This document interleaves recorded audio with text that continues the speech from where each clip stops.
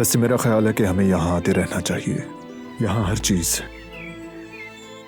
बिल्कुल वैसी ही है जैसी कि होनी चाहिए। ये कितना हमदर्द शख्स है मैं अच्छी तरह जानती हूँ। इसने खानदानी झगड़े को रोकने के लिए ये सब कुछ किया, मगर जो कुछ भी हुआ उसने मेरे भाई की जान बचाई। बहरान इस मर्तबा तो मुझसे बच के निकल गया, मगर आइंदा वो इतनी आसानी से बच नहीं पाएगा। मैंने तुमसे कहा था कि तुम उस लड़के से बात बिल्कुल नहीं करोगी। तुम बाज ना आई तो मैं तुम्हें कमरे में बंद कर दूंगी।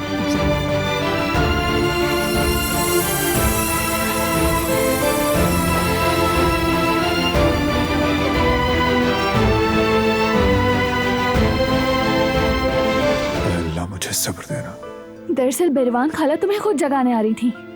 जल्दी से चीजें उठाओ, कहीं हमारा राज फाश ना हो जाए। जानती हूँ ये सब कुछ कैसे ठीक होगा।